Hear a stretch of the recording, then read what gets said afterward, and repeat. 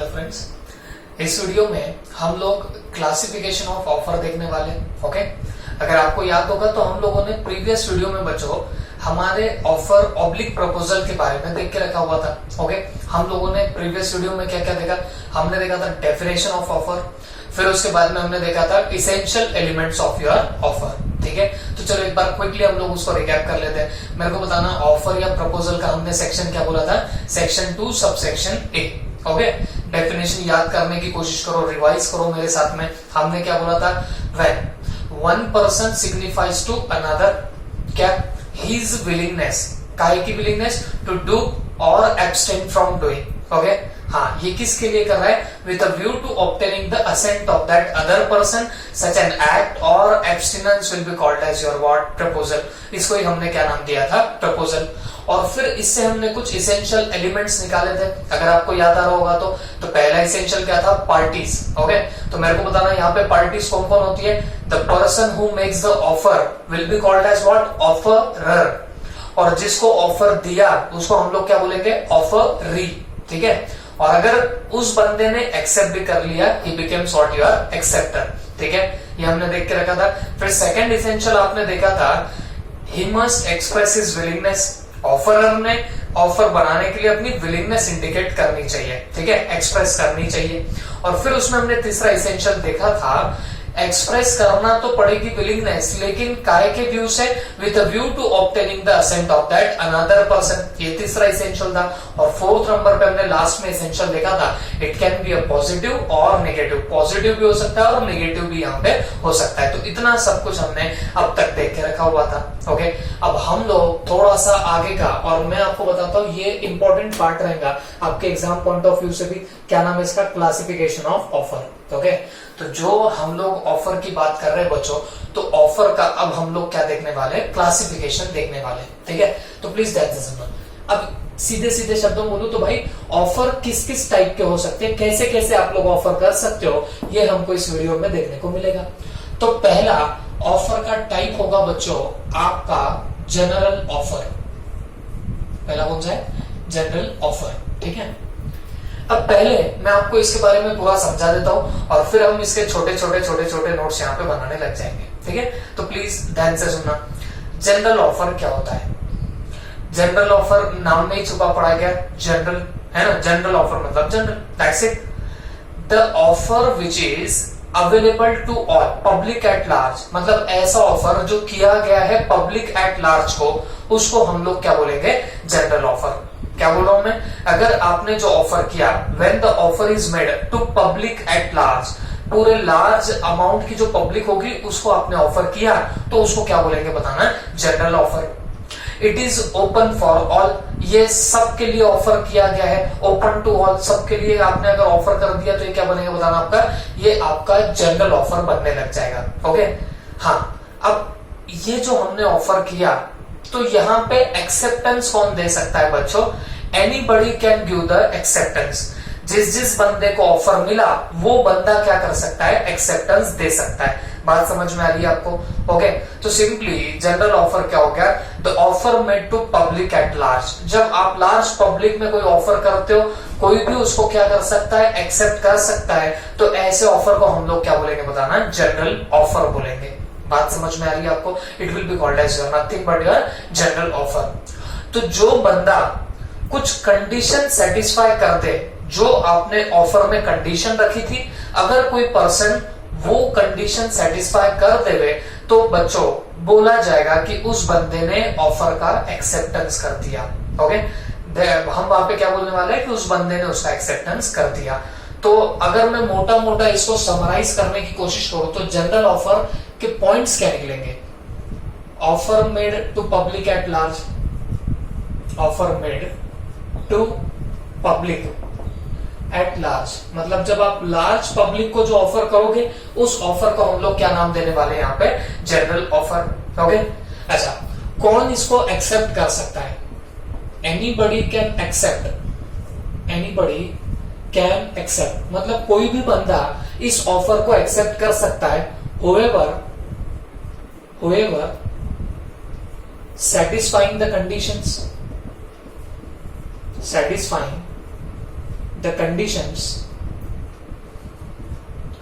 Attached. मतलब क्या हुआ, इस ऑफर में जो भी कंडीशन अटैच थी वो अगर सेटिस्फाई कर दे तो कोई भी बंदा क्या कर सकता है बच्चों, इस पर्टिकुलर जनरल ऑफर को एक्सेप्ट कर सकता है। सिंपली स्पीकिंग, जब आप बिना कोई डिस्क्रिमिनेशन के ओपन फॉर ऑल, जब पब्लिक एट लार्ज को कोई ऑफर कर दोगे, इसको हम लोग क्या बोलने वाले, हमारा जनरल ऑफर बोलने वाले। ओके, जैसे मैं आपको कुछ छोटे मोटे एग्जांपल दे देता हूं, उससे आपको ज्यादा समझ में आएगा। ओके, मुझे एक बात बताओ, लेट्स से कोई एक पर्टिकुलर बस है, ओके, या बस बोलो, ट्रैवल्स बोलो, जो भी बोलना है बोल सकते हो आप लोग। तो मान लीजिए हम लोग लेट्स से ट्रैवल्स की बात करते हैं, कोई एक ट्रैवल्स कंपनी है, लेट्स से भाग्य लक्ष्मी, पता है ना आपको, भाग्य लक्ष्मी ट्रैवल्स। तो ये क्या करते हैं बच्चों, जालना से पुणे, जालना से मुंबई, जालना से नागपुर एंड ऑल, बहुत सारी सिटीज में क्या चलाते बताना, अपनी गाड़ियां चलाते, ट्रैवल्स चलाते। ओके, तो अब मुझे एक बात बताओ, आपको नहीं लगता कि ये जो ट्रैवलिंग कंपनीज, ये जो भाग्य लक्ष्मी कंपनी है, ये क्या कर रही है बताना, ये ओपन टू ऑल ऑफर दे रही है, सबको ऑफर दे रही है कि आओ, अगर तुम यहाँ पे हमारे पास में टिकट बुक करोगे तो हम तुमको कहाँ पे छोड़ देंगे, हम इन पर्टिकुलर सिटीज में जाके छोड़ देंगे। तो आपको नहीं लगता कि ये जो ऑफर है वो सबको किया गया है, यहाँ कोई डिस्क्रिमिनेशन नहीं होता, this offer is open to all, ये सबके लिए ओपन है ऑफर। तो इसको हम लोग क्या बोलेंगे बताना, इसको हम लोग जनरल ऑफर बोलेंगे। This will be called as your general offer. Let's say कोई शॉपकीपर है, ओके, शॉप खोल के बैठा है, लेट्स से किराना शॉप है या जो भी होगी उसकी। मुझे एक बात बताओ, वो जो बंदा है वो ऑफर कर रहा है ओपन टू ऑल, कोई भी आ सकता है, पैसे देके जो गुड्स लेने वो लेके जा सकता है। ओके, तो आपको नहीं लग रहा कि ये जो ऑफर हो गया, ये ऑफर कैसा है बच्चों, ये ऑफर ओपन टू ऑल है। तो ऐसे ऑफर को हम लोग क्या बोलेंगे, general offer. This will be called as your nothing but your general offer. बात समझ में आ रही है आपको? ओके, तो ये दो पॉइंट आपको यहाँ पे अच्छे से ध्यान में रखने पड़ेंगे, जो हमारे जनरल ऑफर के कंटेक्स्ट में यहाँ पे आपको नजर आने लग जाएंगे। ओके, अब एक बात और ध्यान में रखना, ये जनरल ऑफर को कोई भी एक्सेप्ट कर सकता है, उसमें कोई डाउट नहीं, लेकिन तब तक एक्सेप्ट कर सकता है जब तक ये पर्टिकुलर आपका ऑफर विड्रॉ नहीं कर लिया, तब तक कोई भी बंदा इसको एक्सेप्ट कर सकता है। बात समझ में आ रही है आपको? मैं लगे तो यहां पे बता देता हूं आपको, anybody can accept, anybody can accept till the offer is withdrawn, till the offer is what, withdrawn.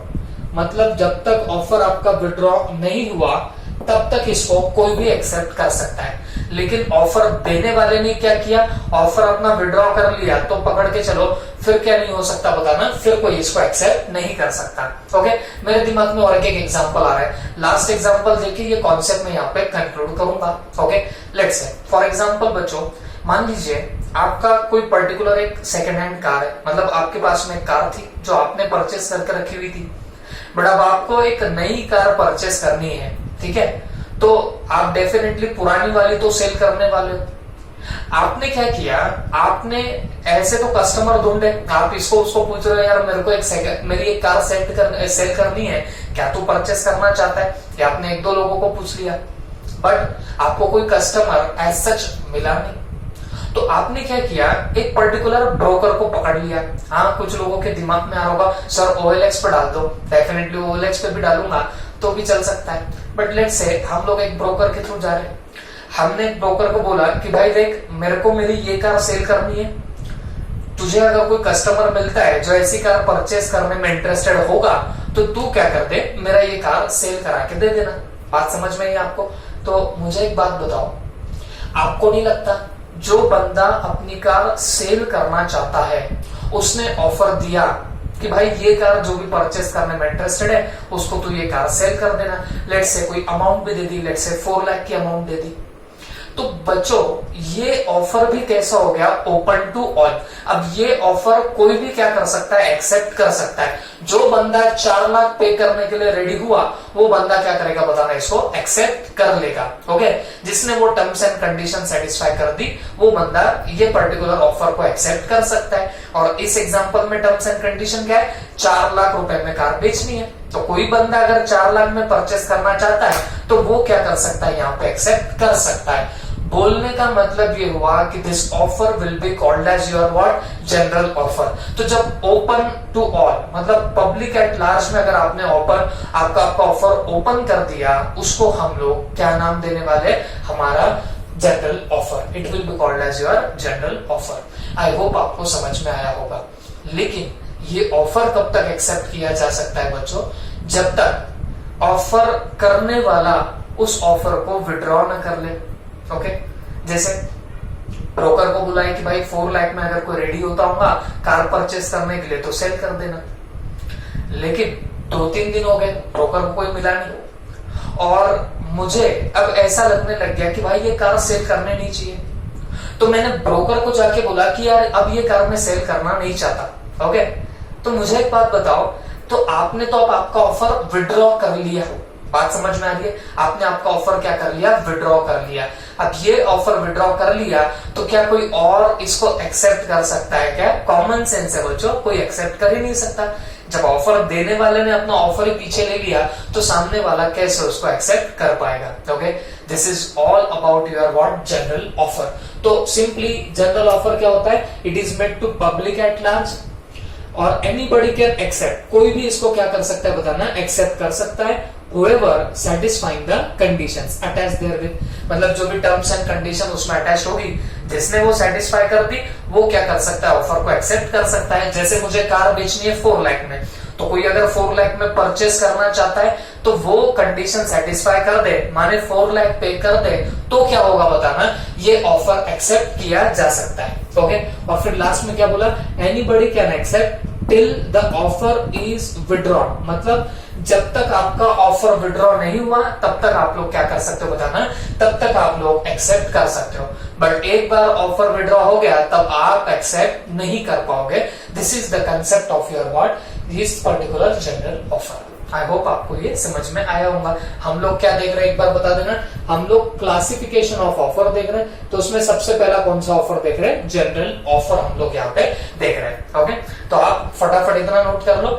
And मैं जैसे बता रहा हूँ ये आपके सिंप्लिसिटी के लिए नोट्स बनाए हुए हैं, आपको रिकॉल जल्दी हो जाए उसके लिए। लेकिन आपको टेस्ट वाइज जो भी होगी, पढ़ना लिखना जो भी होगा, वो डेफिनेटली कहां से करना है, आपके मॉड्यूल से करना है। ये पढ़ के फिर मॉड्यूल पढ़ोगे तो आपको मॉड्यूल में कोई भी दिक्कत नहीं आएगी। ओके, तो चलो फटाफट आप लोग नोट कर लीजिए।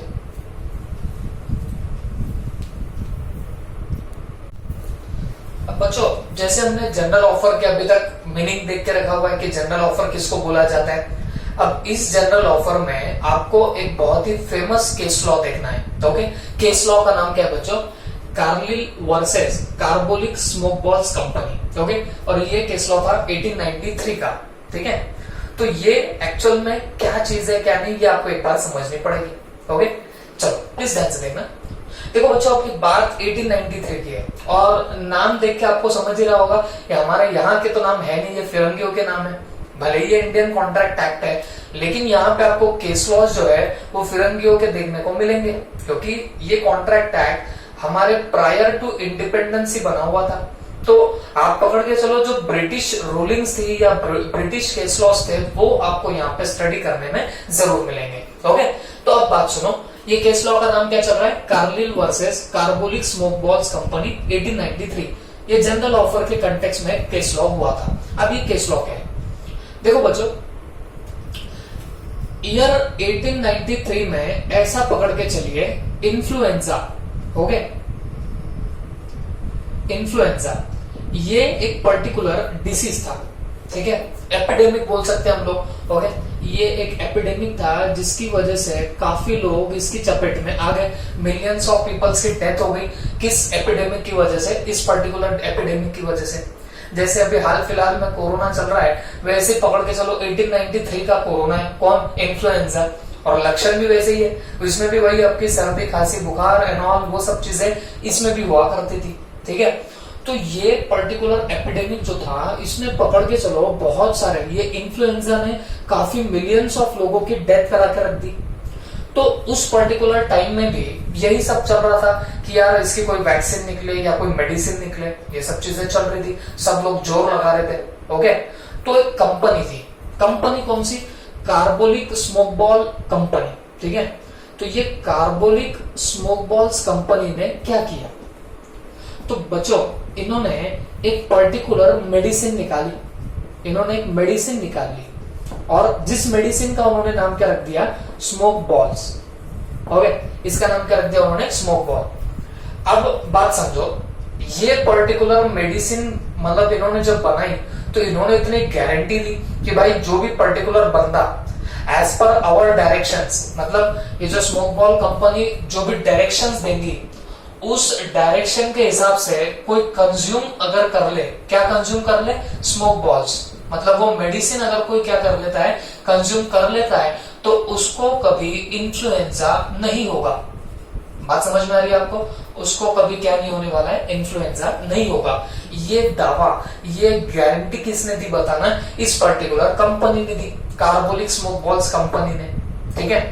और ये दावा कैसे दिया, ये उन्होंने गारंटी कैसे दी बच्चों, तो उन्होंने एक काम किया, जितने न्यूज़पेपर्स थे सारे न्यूज़पेपर्स में ये पब्लिश कर लिया। क्या पब्लिश कर दिया कि कोई भी बंदा अगर स्मोक बॉल्स कंज्यूम करे और फिर अगर उसको इन्फ्लुएंजा हो जाए तो हमारी कंपनी क्या करेगी, 100 पाउंड जो है, क्या बोल रहा हूं, 100 पाउंड जो है ये कंपनी किसको पे करेगी बताना, उस पर्टिकुलर बंदे को पे करेगी जिसको ये पर्टिकुलर मेडिसिन कंज्यूम करने के बाद भी इन्फ्लुएंजा है या हुआ, तो उस बंदे को 100 पाउंड का कॉम्पेंसेशन देगी। कौन देगी बताना, ये पर्टिकुलर कंपनी देगी।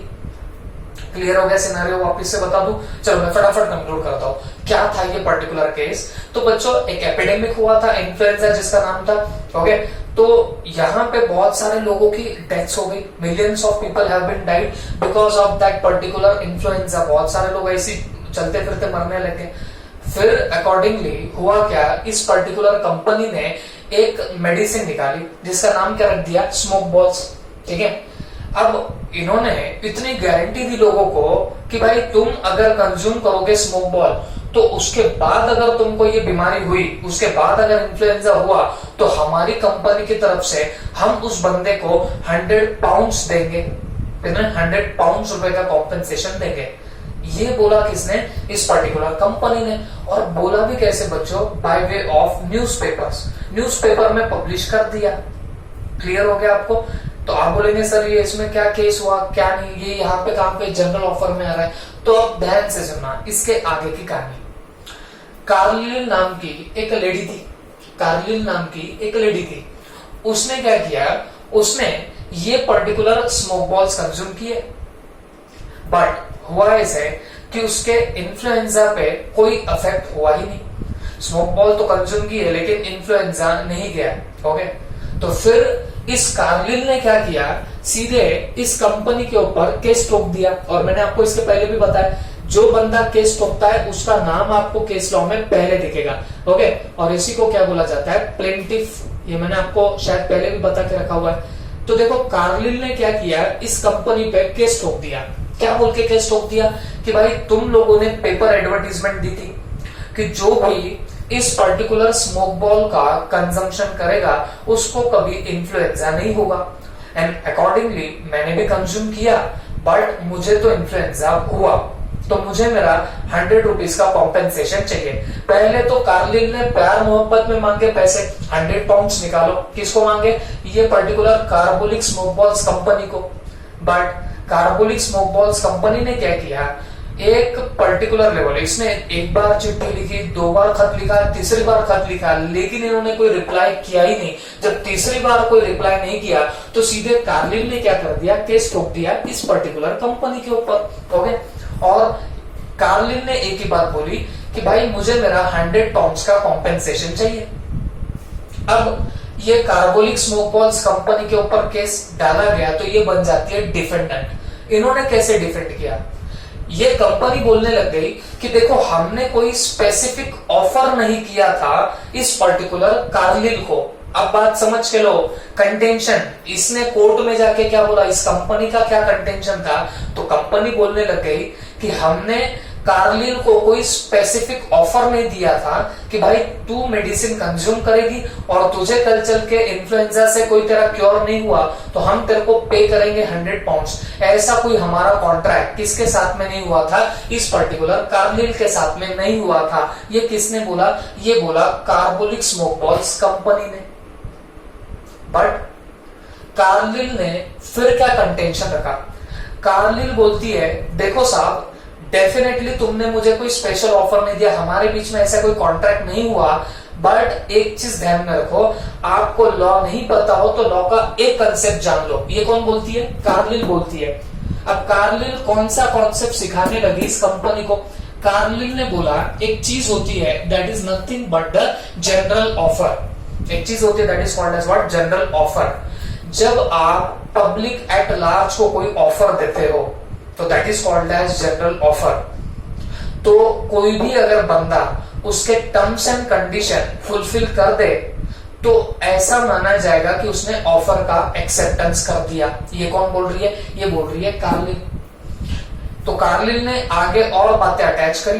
कार्लिल ने बोला कि देखो तुमने क्या किया था, तुमने न्यूज़पेपर में एडवर्टीजमेंट चलाई थी क्या कि हमारा स्मोक बॉल कंज्यूम करने के बावजूद अगर किसको इन्फ्लुएंजा हुआ तो हम 100 का कॉम्पेंसेशन पे करेंगे। ये किसका बोलना गया था? ये कंपनी ने बोला था, वो भी बाय वे ऑफ न्यूज़पेपर। तो कार्लिल बोली तुमने न्यूज़पेपर में डाला, इसका मतलब ये तो जनरल ऑफर हो गया। ये जो पर्टिकुलर ऑफर था ये तो ओपन टू ऑल हो गया। और जो कोई बंदा या बंदी क्या करती है बताना, उस पर्टिकुलर ऑफर के लिए जो कंडीशन अटैच थी वो फुलफिल कर ले तो उसको एक्सेप्टेंस माना जाएगा। और एक्सेप्टेंस माना गया तो फिर आपको वो कॉम्पेंसेशन देना ही पड़ेगा। ये किसने बोला बताना? कार्लिल ने बोला। ओके, तो दोनों में भिड़ंत हो गई। ओके, इनका एक कंटेंशन था, कार्लिल का एक कंटेंशन था। फिर बात आई कोर्ट के जजमेंट की। तो बच्चों कोर्ट ने क्या जजमेंट दिया? कोर्ट ने जजमेंट दी कि कार्लिल जो है वो सही बोल रही है। ओके, कार्लिल सही बोल रही है। ये जो पर्टिकुलर केस लॉ था यहाँ पे जीती कौन बताना? कार्लिल। कोर्ट ने सीधे सीधे बोला it was a general offer. ये पब्लिक एट लार्ज को किया हुआ था। आपने जैसे न्यूज़पेपर में एडवर्टीजमेंट डाली तो इसका मतलब ये ऑफर हो गया पब्लिक एट लार्ज को, पूरे पब्लिक को आपने ऑफर दे दिया। तो जो कोई भी बंदा या बंदी आपके उन कंडीशन को सेटिस्फाई कर देवे तो माना जाएगा कि उसने ऑफर का एक्सेप्टेंस किया और you are bound to perform your act. तो तुमने जो वादा किया था कि भाई हम उसको 100 पाउंड्स देंगे तो वो तुमको देना पड़ेगा। ओके, तो दिस वाज द जजमेंट। तो सीधे सीधे लफ्जों में बोलो तो जब आप जनरल ऑफर करते हो तो ये ओपन टू ऑल होता है। कोई भी इसमें जाके क्या कर सकता है? एक्सेप्टेंस दे सकता है। और जब ऑफर एक्सेप्टेंस हो गया, आपको भी पता है कि वो प्रॉमिस बन जाएगा, उसके अंदर कंसिडरेशन लगा दो, अग्रीमेंट बनेगा और वो इनफोर्सिएबल बाय लॉ हुआ तो वो कॉन्ट्रैक्ट भी बन जाएगा। तो डेफिनेटली आपको वहां पे उसका परफॉर्मेंस करना ही पड़ेगा। एंड अकॉर्डिंगली यहाँ पे फिर इस कंपनी को क्या करना पड़ा? 100 पाउंड्स का कॉम्पेंसेशन किसको देना पड़ा बताना? कार्लिल को देना पड़ा। Okay, this is all about your this particular case law, जो किस पे डिपेंड था?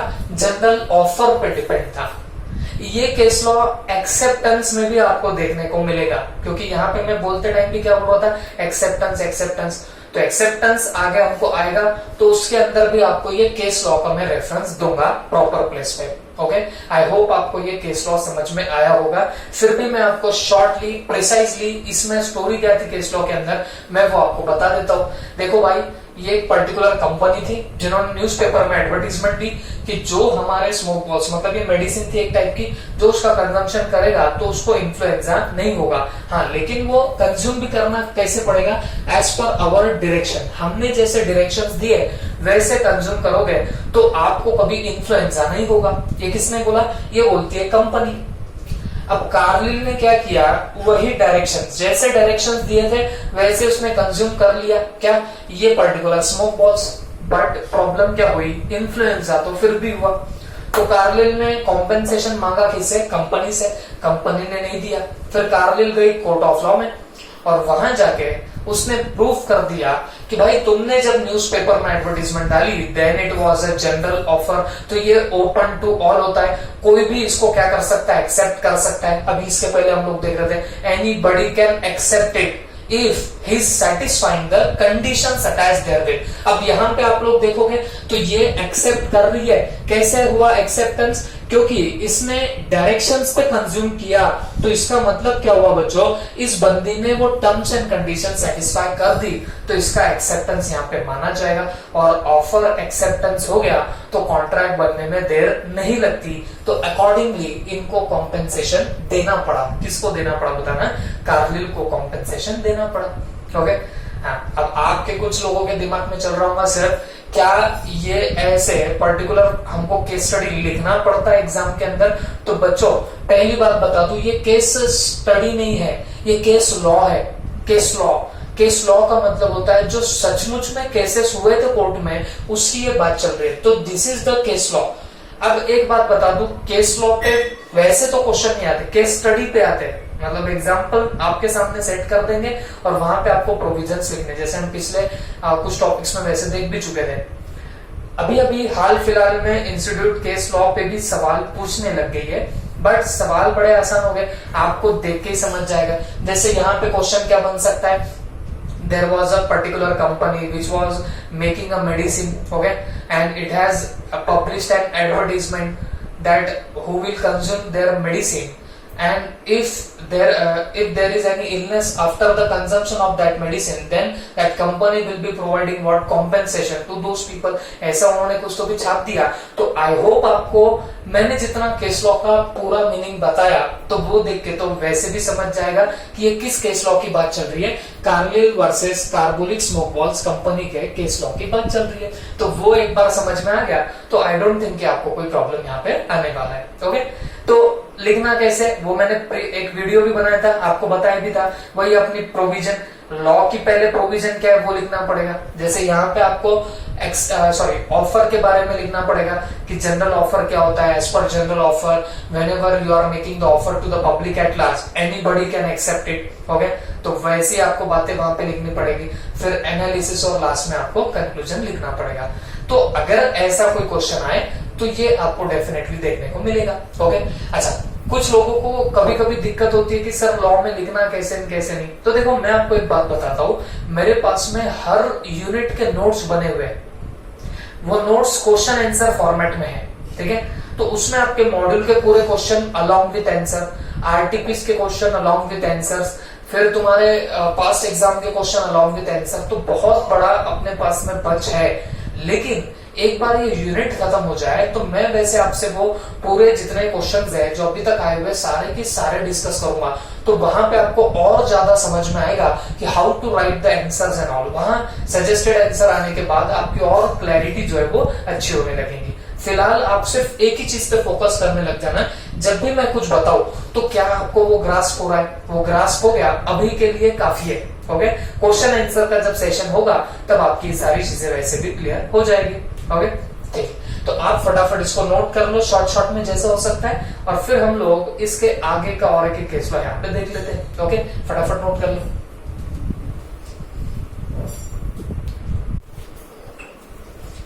अब चलो बच्चों, ये जनरल ऑफर में ही हम लोग अब सेकंड केस लॉ देखने वाले हैं। ओके, तो जनरल ऑफर में हमने प्रीवियस केस लॉ कौन सा देखा अभी, Carlill versus carbolic smoke balls company. Okay, वो केस लॉ देखा।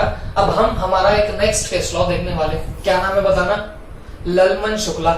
हाँ, कुछ लोग बोल रहे हैं लाल मैन, नहीं बेटा लाल मैन नहीं है, ये क्या है बताना, ललमन शुक्ला है वर्सेस गौरी दत्त। ओके, तो अब ये पर्टिकुलर केस लॉ क्या था, देखो मोर और लेस अगर बोलूं तो ये केस लॉ आप देखोगे एक्सेप्टेंस के अंदर में, और मैं अगर बोलूं तो ये ज्यादातर एक्सेप्टेंस के ही पार्ट में ये पर्टिकुलर केस लॉ आना चाहिए।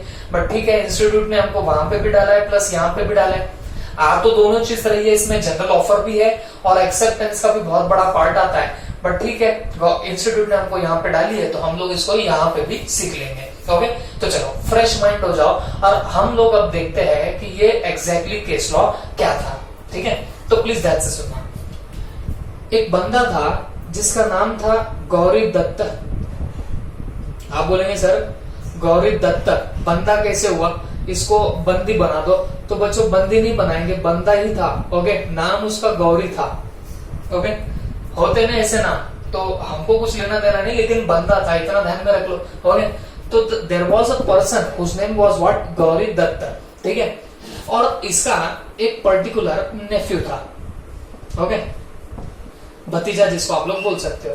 तो इसका एक नेफ्यू था। अब प्रॉब्लम क्या हुई, अब पता नहीं है इसके साथ में क्या टॉर्चर करता या क्या करता था, या उसकी जिद पूरी नहीं करता था, जो कोई भी रीजन होगा, रीजन हमको नहीं पता, पर एक कांड जरूर हो गया था। क्या, ये गौरी दत्त का जो नेफ्यू था ये एब्सकॉन्ड हो गया, मतलब ये बंदा भाग गया। ओके, ये नेफ्यू उसका भाग गया। अब इसने क्या किया, इसने तलाशी लेने की बड़ी कोशिश की, दोस्तों के घर फोन लगाया, यहाँ वहां रिलेटिव्स के पास में फोन लगाया, लेकिन ये जो नटखट सा नेफ्यू था उसका, वो कहीं उसको मिला ही नहीं। अब जब मिला नहीं प्राइमा फेसी लेवल पे, तो ये बंदा जो था ये बड़ा परेशान होने लग गया। ओके, तो इसने क्या किया, इसने अपने जितने भी सर्वेंट्स है, ओके, जितने भी सर्वेंट्स होंगे सबको काम पे लगा दिया, सबको बोला कि भाई जाओ और मेरे नेफ्यू को ढूंढ के लेके आओ। ओके, अब ये तो रहे नौकर, नौकर भी क्या थे बताना, ये देखो ये 2-4 नौकर निकाल लेते, तो ये इधर उधर इधर उधर इधर उधर ढूंढने लगे। ओके, यहाँ दिख रहा है, कोई वहां दिख रहा है। ठीक है, अब हुआ क्या, प्लीज ध्यान से सुनो। ये पर्टिकुलर जो सर्वेंट्स है ये सिर्फ घूम रहे, लेकिन कोई भी बराबर पता लगा के ला नहीं रहा, किसका, इस पर्टिकुलर नेफ्यू का, किसी को पता लग ही नहीं रहा था। अब फिर ये जो पर्टिकुलर गौरी दत्त था, इसको लगा कि यार अब पानी जो है वो सिर के ऊपर जा रहा है। तो बंदे ने क्या किया, ये बंदे ने न्यूज़पेपर में एडवर्टीजमेंट दे दी। अब इसने क्या किया बताना, न्यूज़पेपर में एडवर्टीजमेंट दे दी। क्या एडवर्टीजमेंट दी, कि जो भी मेरे नेफ्यू को मेरे पास में लेके आएगा मैं उसको इनाम दूंगा, मैं उसको प्राइस दूंगा। कितनी अमाउंट, क्या अमाउंट तुमको कुछ लेना देना नहीं है, लेकिन इसने क्या कर दिया, एडवर्टाइजमेंट दी कि भाई जो मेरे नेफ्यू को ढूंढ के लाए मैं उसको प्राइस देने वाला हूं। ये किसने एडवर्टाइजमेंट दी बताना, गौरी दत्त ने दी। अच्छा, क्यों दी, क्योंकि पहले उसने खुद चेक किया, बच्चा नहीं मिला, फिर उसके बाद में सर्वेंट्स को भेजा, तो ये तो वैसे भी निकम्मे होंगे, घूम नहीं रहे होंगे, घूम रहे होंगे इधर उधर, तो इनको भी नहीं मिला। तो जब उनको नहीं मिला तो इसने सोचा कि भाई अब सीधे सीधे क्या करना चाहिए, न्यूज़पेपर में एडवर्टीजमेंट देनी चाहिए। बंदे ने एडवर्टीजमेंट दी, जो मेरे नेफ्यू को लेके आएगा इस पर्टिकुलर एड्रेस पे मैं उसको इतना इतना प्राइस दूंगा। ये एडवर्टीजमेंट किसने दी, गौरी दत्त ने दी। अब ध्यान से सुनो, नौटंकी क्या हुई, नौटंकी ये हुई। अच्छा, ये एक बात और बता दूं, मैं बोलने को नौटंकी बोल रहा हूं, but this is the real case law. ये बच्चों रियल फैक्ट्स है, ये कोई हमारी मनगढ़ंत कहानियां नहीं है, ये रियल फैक्ट्स है। ठीक है, अब नौटंकी क्या होती है, ये एक पर्टिकुलर सर्वेंट गौरी दत्त का था, इसका नाम है ललमन शुक्ला। इसका नाम क्या था बताना, ललमन शुक्ला। ठीक है, अब इस बंदे ने यहाँ वहां चक्कर लगाई और इस बंदे की नजर गिरी इस पर्टिकुलर नेफ्यू के ऊपर। इसने किसको देख लिया बताना, उस नेफ्यू को देख लिया। ठीक है, तो इसने क्या किया, इसने पटाख से जाके इसको पकड़ा और सीधे लाके कहां पे रख दिया बताना, इस पर्टिकुलर गौरी दत्त के पास में रख दिया। ओके, उसने बोला सर ये जो तुम्हारा पर्टिकुलर नेफ्यू था, देखो मैंने इसको ढूंढ के ला के रखा और वहां पे उसने रख दिया। Okay, I know very well आपके दिमाग में क्या चल रहा है, आपके दिमाग में अभी ये चल रहा है बच्चों कि इस ललमन शुक्ला को प्राइज मिला होगा, ये आप लोग सोच रहे हो। ओके, बट कहानी पूरी सुन लो। हुआ क्या था, ये ललमन शुक्ला ने जरूर इस नेफ्यू को उठा के लाके रखा गौरी दत्त के पास में, लेकिन ललमन शुक्ला को ये चीज पता ही नहीं थी कि इस पर्टिकुलर नेफ्यू पे उसके मालिक ने बाद में क्या रख दिया है, इनाम रख दिया है, प्राइस रख दिया है। ओके, ये किसको पता नहीं था बताना, इस पर्टिकुलर ललमन शुक्ला को पता ही नहीं था। इसने नेफ्यू चुपचाप किसके पास में रख दिया, गौरी दत्त के पास में, और गौरी दत्त ने सिर्फ क्या बोल दिया, थैंक यू, दैट्स इट, शाबाश बोल दिया और काम खत्म कर दिया। ललमन शुक्ला को तो कुछ पता ही नहीं था कि भाई मेरे मालिक ने ऐसा कुछ इनाम विनाम रखा है। फिर ललमन शुक्ला जो है वो ऐसे टहलता टहलता अपने दोस्तों में चला गया और दोस्तों को जाके बोला, वो 3-4 दिन के बाद शक्ल दिखाई तो दोस्त भी पूछने लगे भाई क्या हुआ, कहां था। तो ललमन शुक्ला बोलता है यार हमारे जो पर्टिकुलर मालिक है तो उनका नेफ्यू जो है वो भाग गया था और उसको ढूंढ ढूंढ के कैसे तो भी मैं लेके आया। फिर उसके फ्रेंड्स ने उसको बोला कि यार फिर तो तेरे को मस्त पैगी क्या मिला होगा, इनाम विनाम मिला होगा, प्राइज मिला होगा। तो ये बोलता है काहे का प्राइज, प्राइज तो मिला, थैंक यू बोला सर ने, हमारे बात समझ में आ रही है आपको, तो यही प्राइज मिला और कुछ खास बात मिली नहीं है। कौन बोलता है, ललमन शुक्ला। तो फिर एक दोस्त ने क्या किया, वो पेपर एडवर्टीजमेंट बताई किसको, ललमन शुक्ला को, कि देख भाई तेरे मालिक ने क्या किया था, जो भी बंदा इस नेफ्यू को ढूंढ के लाके देगा उसको मैं इतना प्राइस दूंगा। ये पर्टिकुलर एडवर्टीजमेंट पेपर में डाली थी। तो दोस्तों ने उचकाया किसको, ललमन शुक्ला को, कि जाके तेरे सर से क्या कर ले, प्राइज मांग के आ जा, प्राइज पर्टिकुलर कमा के आ जा। ओके, फिर ललमन शुक्ला पहुंचा, किसके पास में पहुंचा होता ना, इस गौरी दत्त के पास में पहुंचा। गौरी दत्त को जाके क्या बोलता है कि सर मुझे मेरा प्राइज दे दो। गौरी दत्त ने प्राइज देने से मना कर दिया। गौरी दत्त बोलता है कि तेरे को कोई प्राइज वाइज नहीं मिलेगा, तू मेरा नौकर है, मैं तेरे को सैलरी देता हूँ, काफी है। बट ललमन शुक्ला बोलता है सर तुम गलत कर रहे हो। क्यों?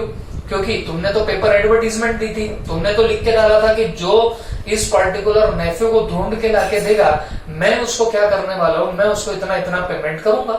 ये तो आपने पेपर में एडवर्टीजमेंट डाली है। ये कौन बोलता है, ललमन शुक्ला बोलता है। गौरी दत्त नहीं माना और फिर बाद में हुआ ऐसे कि इस ललमन शुक्ला ने देखो केस फाइल कर दिया। देखो इसके लिए इसका नाम भी कहां पे दिख रहा है, पहले दिख रहा है, ठीक है, प्लेंटिफ। तो ललमन शुक्ला ने काहे के लिए केस डाला, आई डोंट थिंक कि मुझे बोलने की जरूरत है आपको। उसने फाइल किया उस कॉम्पेंसेशन के लिए, या मैं बोलूंगा उस प्राइस के लिए। ओके, प्राइस नहीं मिला, इसके लिए बंदे ने सीधे क्या ठोक दिया, केस ठोक दिया। जिसके ऊपर, मालिक गौरी दत्त के ऊपर। अब थोड़ा सा आप लोग आपके दिमाग को जोर डाल के सोचो कि क्या ललमन शुक्ला को प्राइज मिलना चाहिए कि नहीं मिलना चाहिए। अगर आप सब मेरे सामने होते तो मैं डेफिनेटली एक एक को पूछता। ओके, तो एक एक के हमको व्यूज जानने को मिलते हैं। बट प्रॉब्लम ऐसी है, ट्रेजेडी ऐसी है कि मैं आपको पूछ भी नहीं पाऊंगा। तो आप सिर्फ सोचो, मेरे को पता है 50% जनता ये सोचेगी सर उसको प्राइज मिलना चाहिए, 50% पब्लिक सोचेगी कि सर प्राइज नहीं मिलना चाहिए। ओके, या हो सकता है काफी सारे लोग, मोर देन 50% लोग ये सोचे कि सर प्राइस तो मिलना चाहिए क्योंकि उसने लिख के दिया है। तो आप बोल रहे होंगे सर जैसे पिछले केस लॉ में क्या लिख के दिया था, एडवर्टीजमेंट लिख के दी थी तो वो ओपन टू ऑल हो गया था, जनरल ऑफर हो गया था। तो ये भी जनरल ऑफर है तो प्राइस मिलना चाहिए, ऐसे किसी के दिमाग में आ रहा होगा। तो बच्चों वैसे तो आप लोग सही सोच रहे हो, बट वहां पे एक चीज मिसिंग है। क्या मिसिंग है, प्लीज ध्यान से सुनो। अब मैं आपको बताता हूं कि इस केस का लास्ट में रिजल्ट क्या निकल के आता है। तो बच्चों रिजल्ट ये निकला कि गौरी दत्त केस जीत गया। ये केस कौन जीता बताना, गौरी दत्त केस जीता। आपके एक्सप्रेशन बड़े खराब हो गए होंगे, आप सोच रहे होंगे सर ये गौरी दत्त कहां से केस जीत गया। गौरी दत्त ने खुल्लम खुल्ला पेपर में एडवर्टीजमेंट दी थी, जो बच्चे को ढूंढ के लाके देगा, नेफ्यू को ढूंढ के लाके देगा, उसको मैं इतना इतना पेमेंट करूंगा। तो फिर गौरी दत्त ने पेमेंट नहीं किया, फिर भी केस गौरी दत्त कैसे जीता, जबकि गौरी दत्त ने तो जनरल ऑफर किया था which was open to all, और जो भी कंडीशन सेटिस्फाई करेगा उसने एक्सेप्टेंस दे दिया। तो गौरी दत्त ने तो उसको कॉम्पेंसेशन दे, प्राइस तो देना चाहिए, ये आपके दिमाग में चल रहा होगा। बट बच्चों आप उसको पिछले पर्टिकुलर केस लॉ से कोरिलेट कर रहे हो, तो इसके लिए आपके दिमाग में आ रहा है कि यहाँ पे गौरी दत्त ने प्राइज देना चाहिए था, ये आपके दिमाग में आ रहा है। बट पिछले केस लॉ में और ये केस लॉ में एक बड़ा सा डिफरेंस है बच्चों। पिछले केस लॉ में कार्लिल जो थी, कार्लिल को उस एडवर्टीजमेंट के बारे में पहले से पता था। बात समझो, उसको पहले से पता था कि ऐसा कॉम्पेंसेशन मिल सकता है अगर कल्चर के इन्फ्लुएंजा ठीक न हुआ हो तो। ये उस केस लॉ की बात थी। बट जहां तक इस केस लॉ की बात करें तो जब तक ललमन ने पूरी परफॉर्मेंस कर दी थी, जब तक वो बच्चे को ढूंढ के लाके दे दिया, तब तक भी इस ललमन को उस पर्टिकुलर एडवर्टीजमेंट के बारे में नहीं पता था, उस पर्टिकुलर ऑफर के बारे में नहीं पता था। बात समझो, तो जब किसी बंदे को ऑफर के बारे में नॉलेज ना हो तो how can he accept the offer, वो ऑफर को एक्सेप्ट नहीं कर सकता। आप बोल रहे होंगे, आपके दिमाग में आएगा सर लेकिन ललमन को बाद में तो पता चला, बाद में तो नॉलेज आया कि उसमें क्या था बताना, ऑफर छुपा पड़ा था। लेकिन बात समझो, at the time of performance, जब वो परफॉर्मेंस दे रहा था, क्या तब उसको ये बात पता थी कि यहाँ पे प्राइस है? नहीं पता था।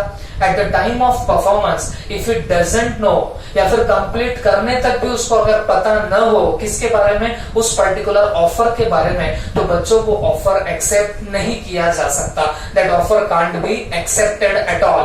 तो इसके लिए कोर्ट ने क्या डिसीजन दिया कि इस ललमन शुक्ला को नॉलेज था ही नहीं उस ऑफर का, और जब नॉलेज हो ही नहीं ऑफर का at the time of performance of that particular act, तो बच्चों वहां पे कोई ऑफर का एक्सेप्टेंस निकल के आएगा ही नहीं। एक्सेप्टेंस हम लोग जब आगे देखेंगे तब आपको पता चलेगा एक्सेप्टेंस का एक रूल होता है। क्या? एक्सेप्टेंस तब दिया जा सकता है जब आपको ऑफर के बारे में पता हो। सीधी सी बात है, सोच के देखो आप लोग, आपको ऑफर के बारे में जब पता होगा तभी तो आप लोग एक्सेप्टेंस दोगे। बलजबरी एक्सेप्टेंस दे देंगे क्या? बताना नहीं देंगे। अब मान लीजिए मैं यहाँ पे खड़ा हूं, ओके, तो लेट्स से तुम्हारे पास में कार है, आप सब जितने भी स्टूडेंट्स हैं सबके पास में कार है, ओके, और मैं आपके सामने खड़ा हूं और मैं क्या बोलता हूँ, हाँ मुझे आपकी कार परचेस करनी है। मेरे को एक बात बताओ, आप तो मेरी बाउले में गिनती काटेंगे। बात समझो ना, क्यों बाउले में गिनती निकालेंगे आप लोग? क्योंकि आपने कोई मुझे ऑफर दिया था क्या? आपने मुझे कोई ऑफर नहीं दिया, और मैं कहां से एक्सेप्टेंस कर रहा हूं? नहीं जमेगा। और दूसरी बात, आपने किसी और को ऑफर दिया था, लेट्स से कोई थर्ड पार्टी को आपने ऑफर दिया कि भाई तू कार परचेस करेगा क्या? थर्ड पार्टी को ऑफर किया और मैं आके बोलूं हाँ मैं परचेस करूंगा, चलेगा क्या? मेरे को बताना। ऐसा नहीं चलेगा। Whenever you don't have knowledge about the offer, you cannot accept it. आप तब तक उसको क्या नहीं कर सकते? एक्सेप्ट नहीं कर सकते। और यहाँ पे भी इस केस लॉ में भी यही सिनेरियो हो गया। कोर्ट ने बोला कि गौरी दत्ता ने डेफिनेटली जनरल ऑफर ही दिया था जो पूरे पब्लिक के लिए ओपन था, लेकिन क्या तुझे उसके बारे में इंफॉर्मेशन थी at the time of performance, या जब तक तूने वो बच्चा वहां पे दे दिया क्या तब तक भी तुझे वो ऑफर के बारे में पता था? तो ललमन ने बोला जी नहीं। तो कोर्ट ने भी बोला फिर कोई कॉम्पेंसेशन मिलेगा ही नहीं। बात समझ में आई आपको? तो ये दो पर्टिकुलर केस लॉज हुए थे in your general offer, okay. तो जनरल ऑफर के दो केस लॉ मैंने आपके सामने रख लिया। शॉर्टली मैं आपको ये ललमन शुक्ला वर्सेस गौरी दत्ता का केस लॉ पूरा प्रिसाइजली एक बार बता देता हूँ। हुआ कुछ नहीं था, गौरी दत्ता का नेफ्यू था जो एब्सकॉन्ड हो गया था, भाग गया था। उसको ढूंढने के लिए उसने अपने सर्वेंट्स लगा दिए। किसने? गौरी दत्ता ने। वो जल्दी ढूंढ नहीं पाए तो उसने मीनवाइल क्या कर दिया, मीनवाइल उसने पेपर में भी एडवर्टीजमेंट डाल दी, जो मेरे नेफ्यू को ढूंढ के लाके देगा मैं उसको पर्टिकुलर प्राइस दे दूंगा। बट मिला वो बच्चा किसको? उस पर्टिकुलर सर्वेंट को, ललमन शुक्ला को। तो ललमन शुक्ला ने उस पर्टिकुलर नेफ्यू को लाके सौंप दिया किसको? गौरी दत्त को। लेकिन ललमन शुक्ला जब बाद में कॉम्पेंसेशन मांगने लग गया किससे? आपके इस पर्टिकुलर गौरी दत्ता से, तो क्या गौरी दत्ता ने उसको कॉम्पेंसेशन दिया? तो जवाब है कॉम्पेंसेशन नहीं दिया। तो ललमन शुक्ला ने केस कहां पे फाइल कर दिया? कोर्ट ऑफ लॉ में। तो कोर्ट ऑफ लॉ ने क्या बोला कि भाई जब ऑफर जब किया था at the time of performance that particular act, तुझे वो ऑफर के बारे में नॉलेज ही नहीं था। तो नॉलेज ही नहीं था, then how can you accept that particular offer? आप कैसे एक्सेप्ट कर पाओगे उस पर्टिकुलर ऑफर को? और उस बेसिस पे कोर्ट ने क्या कर दिया? गौरी दत्त को केस जिता दिया और ललमन शुक्ला को यहाँ पे कोई भी क्या नहीं मिला, कॉम्पेंसेशन या प्राइस वहां पे नहीं मिला। Is that clear? This is all about your general offer. ये जनरल ऑफर के बारे में हमने बेसिक सा उसका मीनिंग देखा और उसके पीछे दो पर्टिकुलर हमने केस लॉस भी देख डाले। ओके, तो चलो फटाफट इसको आप लोग नोट डाउन कर लेना, फिर इसके बाद में हम लोग आगे के ऑफर्स देखने लग जाते हैं। ठीक है,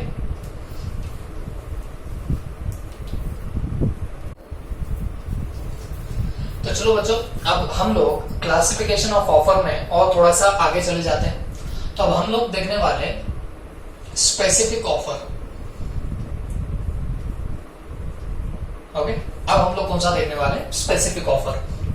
तो इसके बारे में मैं आपको पहले ही बता दूं कुछ चीजें। अभी हमने कौन सा खत्म किया? General offer. ठीक है, जनरल ऑफर में क्या देखा? जो पब्लिक एट लार्ज ओपन होता है, मतलब कोई भी बंदा उसमें आके क्या कर सकता है, एक्सेप्टेंस दे सकता है। ओके, ऑफर को कोई भी एक्सेप्ट कर पाएगा, उसको हमने क्या बोला था, जनरल ऑफर। अब हम लोग कौन सा देखने वाले बच्चों, यार स्पेसिफिक ऑफर। तो नाम से ही समझ रहा होगा स्पेसिफिक ऑफर एग्जैक्टली क्या होगा। तो जब आपने ऑफर किसी एक पर्टिकुलर स्पेसिफिक पर्सन को दिया तो that offer will be called as your specific offer. Whenever you are making offer to a specific person, एक कोई पर्टिकुलर पर्सन को आपने ऑफर दिया, that offer will be called as your specific offer. तो आगे मुझे बोलने की जरूरत नहीं, अगर आपने स्पेसिफिक पर्सन को ऑफर दिया तो एक्सेप्ट कौन कर सकता है, वही स्पेसिफिक पर्सन क्या कर सकता है, एक्सेप्ट कर सकता है उस पर्टिकुलर ऑफर को। बात क्लियर हो रही है आपको? ओके, तो simply speaking what is your specific offer, when a particular offer is made to a specific or a certain person। a certain बोले तो जो हमको पता है वो एक स्पेसिफिक बंदे को ही आपने ऑफर दिया, तो that offer will be called as specific offer. और ये एक्सेप्ट कौन कर सकता है, वही बंदा जिसको हमने क्या किया था, ऑफर दिया था, वही बंदा इसको क्या करेगा, एक्सेप्ट भी करेगा। अब एग्जांपल देना हो तो बड़ा ही सिंपल सा इसका एग्जांपल। मेरे को एक बात बताओ, लेट्स से आपके पास में कार है, ठीक है, तो मैं आपके पास में आ रही है, तुमने मुझे क्या किया, ऑफर किया, या मुझे भी छोड़ दो, आपने कोई एक थर्ड पार्टी, मान लीजिए मेरा कोई एक पर्टिकुलर दोस्त होगा, उसको आपने ऑफर किया कि क्या तू मेरी कार परचेस करेगा। आप लोगों ने मेरे फ्रेंड को ऑफर किया, क्या तू मेरी कार परचेस करेगा। तो आपका ऑफर कैसा हुआ, स्पेसिफिक ऑफर हुआ। आपने उसी बंदे को पूछा ना बच्चों, तो वो आपका क्या बन जाएगा, स्पेसिफिक ऑफर बनेगा। बात समझ में आ रही है आपको? That was your specific offer. तो उसका एक्सेप्टेंस भी किसने देना चाहिए, उसी मेरे फ्रेंड ने देना चाहिए। ओके, तो आपने मेरे फ्रेंड को पूछा कार परचेस करेगा क्या, मैं यहां से बोलता हूं हाँ परचेस करूंगा, मेरे को बताओ चलेगा कि नहीं चलेगा, नहीं चलेगा। आप बोलेंगे भाई हमने क्या किया, उस स्पेसिफिक पर्सन को ऑफर किया, तो एक्सेप्टेंस भी उसी बंदे ने देना चाहिए, ना कि आपने। आप तो मेरी मजा उड़ा दोगे। बात समझ में आ रही है आपको? तो ये हुआ आपका specific offer. Okay, is that clear? तो हम लोग क्या करते हैं, फटाफट इसके नोट्स लिख लेते हैं। When offer is made to a specific person only,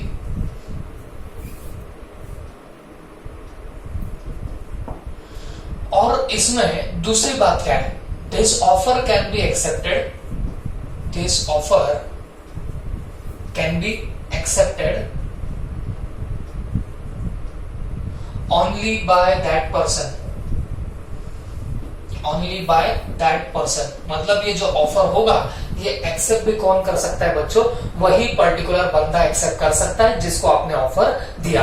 कोई भी ऐरा गैरा नट्टू गैरा आके यस बोलेगा क्या, नहीं बोल सकता है। जिसको ऑफर दिया बस वही उसको एक्सेप्ट करेगा। लेकिन ये किसके केस में चल रहा है बच्चों, ये आपके स्पेसिफिक ऑफर के केस में बात चलेगी। ओके, तो देखो ना डिफरेंशिएशन कैसे होता है। वो जनरल ऑफर था, जनरल ऑफर में आप लोग क्या कर रहे थे, the offer which is open to public at large, जो पूरे पब्लिक के लिए ओपन था उसको आपने क्या बोला, जनरल ऑफर। अच्छा, फिर वहां पे एक्सेप्टेंस कौन दे सकता था, कोई भी बंदा क्या कर सकता था, वहां पे एक्सेप्टेंस दे सकता था। ओके, अच्छा, फिर अब कौन सा देख रहे हो आप लोग, स्पेसिफिक ऑफर देख रहे हो। यहाँ पे क्या हो रहा है बताना, यहाँ पे ऑफर किसको दोगे, एक स्पेसिफिक और असर्टेन पर्सन को दोगे, एक पर्टिकुलर बंदे को ही आप लोग क्या करोगे बताना, ऑफर दोगे। एक्सेप्टेंस भी किसने देना चाहिए, उसी बंदे ने एक्सेप्टेंस देना चाहिए। ये हुआ आपका कौन सा, स्पेसिफिक ऑफर। ओके, तो आप, आई होप आपको ये समझ में आ चुका होगा, तो फटाफट ये भी आप लोग नोट कर लेना। ठीक है, चलो अब हम लोग हमारे नेक्स्ट और एक ऑफर की तरफ जा रहे हैं। अभी तक हमने दो ही देखे। ओके, तो हमारा जो नेक्स्ट रहेगा that will be your cross offer. अब हम लोग कौन सा देख रहे हैं बताना, क्रॉस ऑफर। ठीक है, अब ये थोड़ा सा टेढ़ा है तो थोड़ा सा आपको ध्यान देना पड़ेगा। ओके, क्रॉस ऑफर एग्जैक्टली क्या होता है, आप बोलेंगे ऐसा कुछ क्रॉस होगा, ऐसा कुछ नहीं है बच्चों। क्रॉस ऑफर एग्जैक्टली क्या होता है, तो सुनो, ये एक पर्टिकुलर पर्सन है जिसका नाम है ए, और ये है एक पर्टिकुलर बंदा जिसका नाम है बी। ठीक है, एक बात बता दो, ये पर्टिकुलर ऑफर जो थे ये जनरली प्रिवेल करते थे पहले के जमाने में। अब देखो अपना कॉन्ट्रैक्ट है कब का है, 1872। ओके, तो तब तो आपको पता है, तब वो खत वत लिख के क्या करते थे बताना, आप लोग आपके कम्युनिकेशंस करते थे, है ना, लेटर्स वगैरह लिख के आप लोग आपका कम्युनिकेशन करते थे। तो बोलने का मतलब ये हुआ कि ये जो क्रॉस ऑफर है it is very rarest to find now, ये आज बड़ा रेयर होता है मिलने के लिए। ठीक है, क्यों, आप जब देखोगे तब आपको कुछ समझ में आ जाएगा। अब ध्यान से सुनो मेरी बात। ए ने क्या किया, ए ने अपनी एक पर्टिकुलर बिल्डिंग बेचने का डिसीजन लिया। इसकी एक पर्टिकुलर बिल्डिंग थी, ये इसको सेल करनी थी और उसका उसने डिसीजन लिया और इसको सेल करनी थी लेट से ₹10 लाख में। कितने में सेल करना था इसको बिल्डिंग? 10 लाख में सेल करनी थी। अब ये सोच रहा था कि यार ऐसे ब्रोकर लगाओ तो ब्रोकर चार्जेस काट लेगा वगैरह वगैरह। फिर इसको एक दोस्त की याद आई, तो उसका दोस्त कौन है बताना, बी की याद आई। उसने सोचा भाई बी भी अच्छा पैसे वाला हो गया अभी, तो शायद वो मेरी बिल्डिंग परचेस कर ले। ओके, तो इसको बेचना था, तो इसने सोचा कि चलो एक बार बी को पूछ लेते कि भाई तुझे परचेस करनी है क्या। ओके, अब दूसरी बात सुनो, अब बी जो था, बी के पास में अभी अभी बहुत काफी सा पैसा आ चुका था और बी सोच ही रहा था कि यार ये इतने पैसे का करूँ तो करूँ क्या, कहीं तो भी इन्वेस्ट करके रखता हूँ। ये कौन सोच रहा था? बी सोच रहा था। तो इसको उड़ती उड़ती खबर मिली कि ए अपनी बिल्डिंग बेचना चाहता है। ठीक है, अब देखो कितना इत्तेफाक है। इत्तेफाक ये है, ये बंदा बेचना चाहता है अपनी बिल्डिंग और इसको याद आई अपने दोस्त की। ये बी, ये कहीं तो भी पैसा इन्वेस्ट करना चाहता है, तो इसको भी बिल्डिंग या फिर और कोई चीज परचेस करनी थी, तो उसको उड़ती उड़ती खबर मिली कि ये उसका दोस्त ए अपनी एक बिल्डिंग सेल करना चाहता है।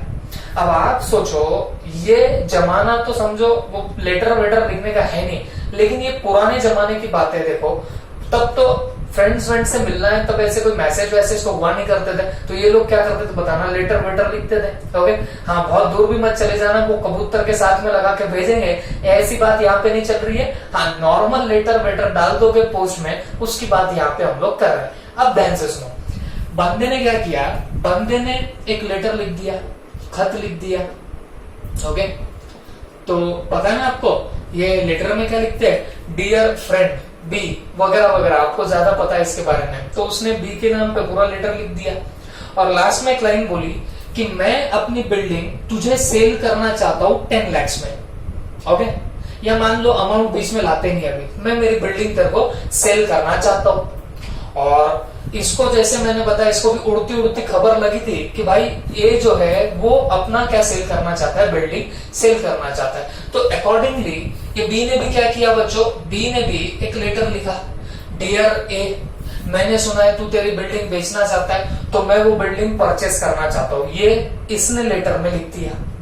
बात समझ में आ रही है आपको? अब क्या हुआ, अब ये यहाँ पे इसका वो पोस्ट बॉक्स, यहाँ पे इसका वो पोस्ट बॉक्स। ओके, तो ये लेटर गया इसके अंदर, ये लेटर गया इसके अंदर, यहां से लेटर पहुंचा इसके पास, यहां से लेटर पहुंचा इसके पास। दिख रहा हूं ना आपको, क्रॉस हो चुका है बॉस। ये क्या है, it is nothing but the cross offer. इसी को तो क्या बोलते हैं, क्रॉस ऑफर। मतलब ऐसा क्रॉस हो गया, इसको क्रॉस नहीं बोलते बच्चों, बात समझ के लेना। When two identical offers, when two identical offers are exchanged, मतलब जो आइडेंटिकल दो ऑफर एक्सचेंज हो जाते हैं, आइडेंटिकल बोले तो सेम, ठीक है, जब दो सेम ऑफर एक्सचेंज हो जाए in ignorance of each other's offer. Okay, मतलब क्या हुआ, जब दोनों बंदे अपने क्या दे रहे बताना, रिस्पेक्टिव ऑफर्स दे रहे और वो दोनों ऑफर आइडेंटिकल है। जैसे मैं आपको बताऊं, ये ऑफर कर रहा है इसमें क्या, कि क्या तू मेरी बिल्डिंग परचेस करेगा, ये इसने ऑफर दिया। ये अपने लेटर में क्या ऑफर दे चुका है कि क्या तू तेरी बिल्डिंग मुझे सेल करेगा। बात समझ में आ गई आपको? ये ऑफर देता है तू परचेस करेगा क्या, ये ऑफर देता है क्या तू सेल करेगा। और ये आपको नहीं लगता दोनों भी आइडेंटिकल ऑफर है, सेम तरीके के आपके क्या है बताना, ऑफर है। और ये दोनों भी आइडेंटिकल ऑफर्स एक्सचेंज हुए, दोनों भी आइडेंटिकल ऑफर्स एक्सचेंज हुए इन ignorance of each other's offer. Ignorance बोले तो जब दोनों को भी नहीं पता कि हमारे पास में सेम टाइप का क्या आने वाला है, ऑफर आने वाला है। अब सोचो ना तुम लोग, इसने लेटर लिख के दिया तू मेरी बिल्डिंग परचेस करेगा क्या, और तभी कुछ दिनों में इसका लेटर आ जाएगा कि क्या तू तेरी बिल्डिंग मुझे क्या करने वाला है, सेल करेगा क्या। तो बोलने का मतलब हुआ जब तो सेम आपके ऑफर एक्सचेंज हो जाते हैं इन ignorance of each other's offer, जब दोनों को भी नहीं पता कि वो भी बंदा अपने को सेम ऑफर करने वाला है, ये हमको नहीं पता होता है, तो ऐसे ऑफर को हम लोग क्या नाम देंगे बच्चों, cross offer. It is called as your cross offer. Okay, तो simply I am concluding here, जब दो ऑफर आइडेंटिकल ऑफर एक्सचेंज हो जाए in ignorance of each other's offer, जब दोनों भी पार्टी को नहीं पता कि वो भी सेम ऑफर हमको कर रहा है, तो ऐसे ऑफर को हम लोग क्या बोलेंगे बच्चों, cross offer. Is that clear? इसको हम लोग क्या नाम देने वाले, क्रॉस ऑफर। ओके, अब मैंने जैसे पहले बता दिया, ये ऐसी जो चीजें है ये वेरी रेयरेस्ट टू फाइंड। अब आप बताओ ना, ऐसा हो सकता है क्या मैंने भी वैसे ही ऑफर दिया, सामने वाला भी वैसे ही ऑफर कर रहा है? वेरी रेयर, बहुत रेयर होता है ऐसा मिलना।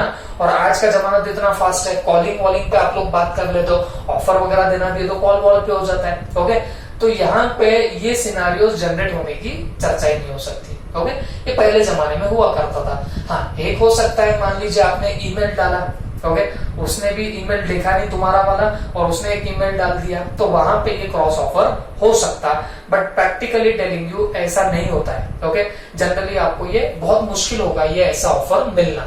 ठीक है, अब बात करते हैं और एक एक मुद्दे की। याद रखो, जब भी ऐसा क्रॉस ऑफर आ गया, अब जैसे मान लीजिए हम लोग यहाँ पे ए के कंटेक्स्ट में बात करते हैं, ठीक है, तो ए ने अपना लेटर डाला कि क्या बी तू मेरी बिल्डिंग परचेस करेगा। ये लेटर किसने डाला था, ए ने, और उसको ये एक लेटर मिला, और इस लेटर में क्या लिखा था, इस लेटर में लिखा था कि क्या ए तू अपनी बिल्डिंग सेल करेगा।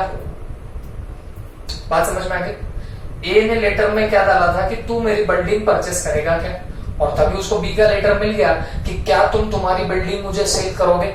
ओके, तो अब ध्यान से सुनना बच्चों, अब ये जो ए है, आप मुझे बताओ क्या ए ने ये समझना चाहिए कि ऑफर जो ए ने बी को दिया था वो एक्सेप्ट हो गया।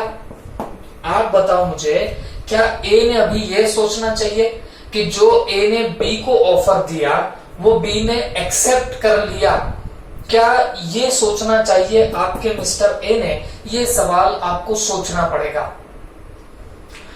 तो आपके दिमाग में आ रहा होगा, सर बात तो वही हो गई ना, ये बंदा बेचना चाहता है, वो बंदा परचेस करना चाहता है। किसने लेटर में लिख के दिया था कि क्या तू परचेस करेगा, फिर उसका लेटर आ गया क्या तू सेल करेगा, तो आप बोलेंगे उसमें प्रॉब्लम क्या है सर, एक्सेप्ट हो गया। तो जवाब है, इसको एक्सेप्टेंस नहीं माना जाएगा, या मैं बोलूंगा ये डिपेंड करता है। ये डिपेंड किस पे करता है, आपके इस ए के ऊपर डिपेंड करता है कि क्या इससे बाइंडिंग कॉन्ट्रैक्ट बनाना है या नहीं बनाना है। अब ये डिपेंड किसके ऊपर करेगा, दोनों भी पार्टीज के ऊपर डिपेंड करेगा। ओके, दोनों पार्टीज चाहे तो फिर उसको एक्सेप्टेंस मान सकती है, या उनके ऊपर कोई बाइंडिंग कॉन्ट्रैक्ट डिसाइड नहीं होगा। ये उनकी मर्जी पे रहेगा, उनके ऑप्शन पे रहेगा। वो अगर चाहे तो इसको एक्सेप्टेंस मान के कॉन्ट्रैक्ट करा भी सकती है, और ना चाहे तो फिर कॉन्ट्रैक्ट नहीं भी हो सकता है। कोई बाइंडिंग कॉन्ट्रैक्ट यहाँ पे नहीं निर्माण होगा, कोई जनरेट नहीं होगा। बात समझ में आ रही है? क्यों? क्योंकि ये आइडेंटिकल ऑफर से जो दोनों को एक दूसरे को भी पता नहीं था, तो लॉ ने बोला है इससे कोई बाइंडिंग कॉन्ट्रैक्ट जनरेट होगा ही, ऐसा कहीं लिखा नहीं गया। अब वो इनके ऑप्शन पे रहेगा। ओके, तो this is all about your cross offer. ठीक है, इसको हम लोग क्या नाम देंगे, क्रॉस ऑफर। तो इसके हम लोग शॉर्ट में क्या कर लेते हैं, नोट्स बना लेते हैं। ठीक है,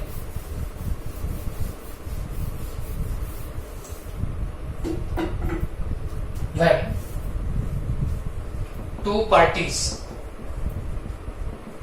give identical offers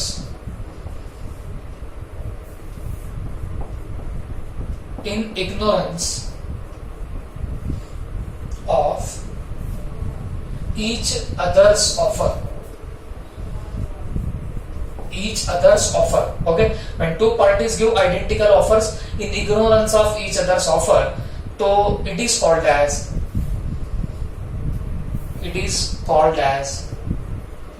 cross offer, इसी को हम लोग क्या बोलने वाले, क्रॉस ऑफर। ओके, और मेन इंपॉर्टेंट पॉइंट यहां पे क्या निकलता है, there will be no binding contract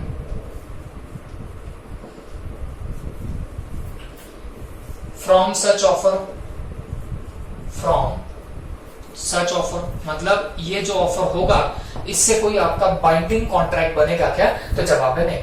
मतलब वो आपके ऑप्शन पे होगा, बनाना है बना भी सकते हो, नहीं बनाना है नहीं भी बना सकते हो, बट कोई कंपल्सरीली आपके ऊपर बाइंडिंग कॉन्ट्रैक्ट इससे नहीं बनने वाला है। This is your nothing but your cross offer, इसको हम लोग नाम देंगे हमारा cross offer. Okay, I hope you understood it well.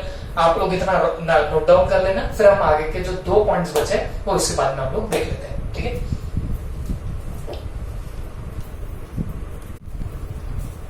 तो बच्चों अब हम लोग हमारा सेकेंड लास्ट ऑफर का क्लासिफिकेशन देखेंगे, that is counter offer. That is what, counter offer. ठीक है, अब ये काउंटर ऑफर एग्जैक्टली होता क्या है, तो ये आप लोग एक बार समझ के ले लेना। देखो सिंपली बताता हूं, गावरान तरीके से बताता हूं, समझ के। आपने कोई ऑफर दिया और जिन टर्म्स एंड कंडीशन पे आपने ऑफर दिया, सामने वाला उसको एक्सेप्ट तो करता है, but terms and condition modify करके एक्सेप्ट करने की बात करता है, तो that is called as your counter offer. जैसे मैं एक छोटा सा एग्जांपल दूं या वापस एक बार कॉन्सेप्ट बता देता हूं। Whenever you are making an offer, जब भी आप कोई ऑफर करते हो तो सामने वाला टर्म्स एंड कंडीशन को मॉडिफाई करने की बात करता है, टर्म्स एंड कंडीशन चेंज करने की बात करे तो जाके उस ऑफर को आप लोग काउंटर ऑफर बोलोगे। ओके, अच्छा जैसे हम लोग एक एग्जांपल देखते हैं। ये एक पर्टिकुलर पर्सन है जिसका नाम है ए, और ये एक पर्टिकुलर पर्सन है जिसका नाम है बी। अब ए ने क्या किया, ए ने अपनी बिल्डिंग बेचने के लिए ऑफर किया। ए बोलता है बी को, will you purchase my building, will you purchase my building. ये ऑफर किसने किसको दिया, ए ने बी को दिया एट ₹25 lakhs। अब इसमें अमाउंट भी बोल डाली, किसने, ए ने अमाउंट बोल दी कितने की, 25 लाख की। अब बी ने क्या करना चाहिए, बी को परचेस करना है तो हाँ, नहीं करना है तो ना बोलना चाहिए, बट बी क्या बोलता है, I will purchase, I will purchase. तो आपको लग रहा होगा भाई एक्सेप्टेंस दे दिया बी ने, लेकिन देखो आगे क्या बोलता है, I will purchase the building but at ₹20 lakhs। Purchase तो कर लूंगा, लेकिन कितने में परचेस करूंगा, 20 लाख में परचेस करूंगा। तो इसको क्या बोला जाता है, काउंटर ऑफर। इसको क्या बोलेंगे बताना, काउंटर ऑफर।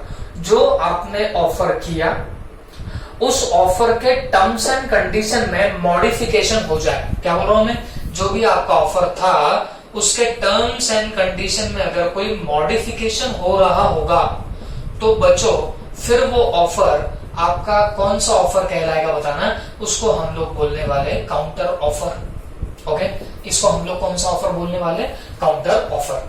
ठीक है, तो याद रखो जब भी आपके ओरिजिनल कॉन्ट्रैक्ट के या ओरिजिनल ऑफर के टर्म्स एंड कंडीशन में मॉडिफिकेशन हो रहा होगा, चेंज करने को बोला जा रहा होगा, तो फिर वो क्या बन जाता है, काउंटर ऑफर बन जाता है। जैसे यहाँ पे ओरिजिनल ऑफर क्या था कि भाई तू परचेस करेगा क्या बिल्डिंग है, 25 लाख, ये ओरिजिनल ऑफर था। अब इसने क्या कर दिया, हाँ मैं तो परचेस करूंगा लेकिन परचेस करूंगा 20 lakhs में। तो टर्म था 25 लाख का, कंडीशन थी 25 लाख की, बंदा बोलता है मैं परचेस तो करूंगा लेकिन कितने में करूंगा, 20 लाख में।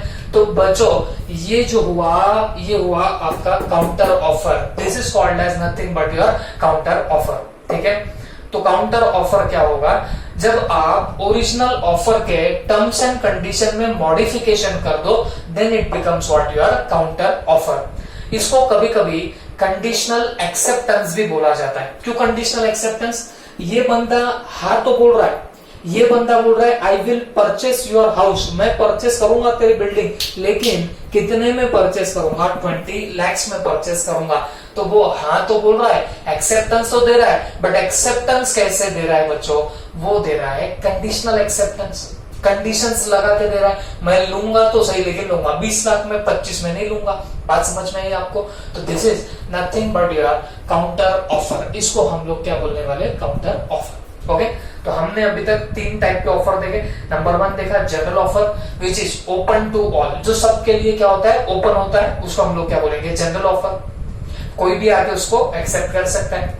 सेकेंडली हमने क्या देखा बताना? सेकेंडली हमने देखा था आपका स्पेसिफिक ऑफर, जो सिर्फ स्पेसिफिक पर्सन को किया जाएगा और बस वही स्पेसिफिक पर्सन उसको एक्सेप्ट भी कर पाएगा, that is called as your specific offer. फिर थर्ड नंबर पे हमने कौन सा देखा?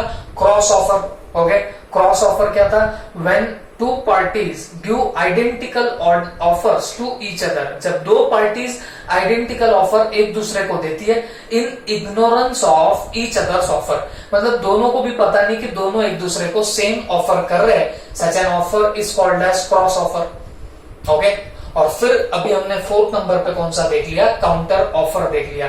काउंटर ऑफर में क्या होता है?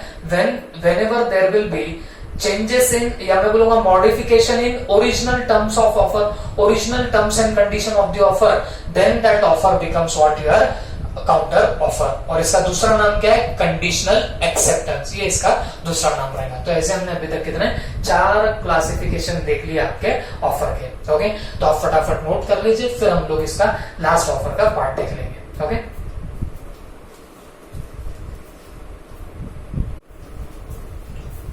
तो बच्चों अब हम लोग हमारे क्लासिफिकेशन ऑफ ऑफर का लास्ट पार्ट देख रहे हैं, that is standing offer. That is what? Standing offer. Okay, और इसको आप लोग कंटिन्यूइंग ऑफर भी बोल सकते हो, और इसको आप लोग ओपन ऑफर भी बोल सकते हो। ओके, स्टैंडिंग, कंटिन्यूइंग और ओपन एक ही नाम है। ओके, अब ये एग्जैक्टली क्या है? तो ध्यान से सुनो, बड़ा ही सिंपल सा है। देखो बच्चों, ऐसा ऑफर जो ओपन है लेकिन एक पर्टिकुलर टाइम पीरियड तक, an offer which is open for a particular time period for its acceptance। Okay, जो ऑफर तो है लेकिन एक टाइम पीरियड तक है, उस टाइम पीरियड तक ही आप उसको क्या कर सकते हो? एक्सेप्ट कर सकते हो। वो टाइम पीरियड इलैप्स हो गया तो वो ऑफर बंद हो जाएगा। तो इसको हम लोग क्या नाम देंगे बताना? इसको हम लोग स्टैंडिंग ऑफर नाम देंगे। Okay, I am repeating once again, an offer which is open for a specified time period, एक टाइम पीरियड के लिए ओपन होगा और वो टाइम पीरियड इलैप्स होने के बाद ऑफर आपका लैप्स हो जाएगा, इसको हम लोग क्या बोलेंगे? Standing offer. ठीक है, अच्छा जैसे एग्जांपल देता हूं मैं आपको बच्चों को टेंडर समझता है? आप ये सीरियल्स वगैरह देखते होंगे तो वो टेंडर वेंडर सुनने में आपको आता होगा, ये कॉन्ट्रैक्ट हमको मिलने वाला है वगैरह वगैरह। ओके, अब मैं एक बात बताता हूँ, गवर्नमेंट क्या करती है? गवर्नमेंट को लेट से सड़क वगैरह बनानी है, मतलब मान लो रास्ते वगैरह बनाने, तो गवर्नमेंट क्या करती है? जितने भी बिल्डर्स वगैरह होगी या जो कंपनीज होगी जिनको रोड बनाने में इंटरेस्ट है, तो सबको बोलते हैं कि भाई हमको इतने इतने पर्टिकुलर किलोमीटर्स के दायरे तक रोड बनाना है। तो कोई कंपनी अगर इंटरेस्टेड होगी तो उन्होंने लेट्स से, अभी क्या चल रहा है आपका? अभी मई चल रहा है, तो 30 मई तक हमको क्या करना? अपने अपने कोटेशन दे देना, और जिसका कोटेशन हमको पसंद आएगा हम लोग क्या करेंगे? हमारा जो कॉन्ट्रैक्ट है रोड बनाने का उसको दे देंगे। ओके, तो आपको नहीं लगता ये जो मैंने पूरा सेंटेंस बोला, तो यहाँ पे एक ऑफर है, काय का? वो रोड बनाने के कॉन्ट्रैक्ट का ऑफर है, जो खुला तो सबके लिए है, जो ओपन टू ऑल है, लेकिन कब तक ओपन है? वो ओपन है एक पर्टिकुलर टाइम पीरियड तक, 30 मई तक ओपन है। तो ऐसे ऑफर को हम लोग क्या बोलेंगे? स्टैंडिंग ऑफर, कंटिन्यूइंग ऑफर या फिर ओपन ऑफर। तो simply speaking, an offer which is open for a particular time period, that offer will be called as your what? Standing offer. और जैसे वो टाइम पीरियड इलैप्स हुआ, जैसे time period खत्म हुआ, वो ऑफर भी क्या हो जाएगा? खत्म हो जाएगा, फिर वो आप एक्सेप्ट नहीं कर पाओगे।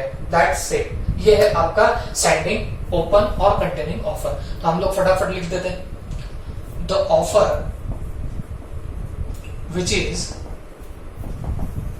open for acceptance, open for acceptance for a particular time period is is called as standing offer, or it cannot be accepted. It cannot be accepted after the time has been elapsed. मतलब क्या हुआ, जब वो time आपका खत्म हो गया, time elapse हो गया, तो जाके ये आपका जो ऑफर होगा ये कोई एक्सेप्ट नहीं कर पाएगा. ओके, तो this is called as your what, standing offer. तो this is all about your classification of offers. ये हमने पूरा क्या देख लिया, क्लासिफिकेशन ऑफ ऑफर देख लिया. मैं फटाफट आपको क्विकली रिवाइज करके देता हूँ. आपने सबसे पहले देखा था general offer. General offer open to all, कोई भी आ सकता है, एक्सेप्ट करके जा सकता है, इसको क्या बोलेंगे, जनरल ऑफर. इसमें आपने वो दो केस लॉ देखे, भूलना मत, Carlill versus carbolic smoke balls company, और दूसरा कौन सा था बताना, वो ललमन शुक्ला वर्सेस गौरी दत्ता. याद है सबको? ओके, तो ये हमने फर्स्टली देखा. फिर सेकंड देखा था स्पेसिफिक ऑफर. स्पेसिफिक ऑफर क्या होता है, जब कोई एक पर्टिकुलर पर्सन को ऑफर करोगे उसको बोलते हैं स्पेसिफिक ऑफर. एक्सेप्ट कौन कर सकता है, वही स्पेसिफिक पर्सन इसको एक्सेप्ट भी कर सकता है. ओके, फिर थर्ड नंबर पे कौन सा देखा, क्रॉस ऑफर. क्रॉस ऑफर में क्या होता है बताना, जब दो पार्टीज एक दूसरे को आइडेंटिकल ऑफर्स देती है इन ignorance of each other's offer. जब वो दोनों को नहीं पता है कि दोनों पार्टीज एक दूसरे को सेम ही ऑफर कर रही है, उसको बोलते हैं क्रॉस ऑफर. फिर था काउंटर ऑफर. काउंटर ऑफर में क्या होता है, जो ओरिजिनल ऑफर होगा उसके टर्म्स एंड कंडीशन में क्या होने वाला है बताना, चेंजेस आने वाले हैं, टर्म्स एंड कंडीशन चेंज हो जाएगी, उसको हमने क्या नाम दिया, काउंटर ऑफर. और फिर लास्ट में हमने कौन सा देखा, standing offer, open offer, continuing offer. यहाँ पे क्या होता है बताना, यहाँ पे आपका जो ऑफर होगा वो ओपन होगा, लेकिन एक पर्टिकुलर स्पेसिफाइड टाइम पीरियड तक. उस टाइम पीरियड तक कोई भी उसको एक्सेप्ट कर सकता है, उसके बाद उसको एक्सेप्ट नहीं किया जा सकता. This is all about your classification of offer. I hope you understood it well. फिर भी अगर आपको कोई डाउट होगा तो आप मुझे मैसेज कर सकते हो. Okay, thank you.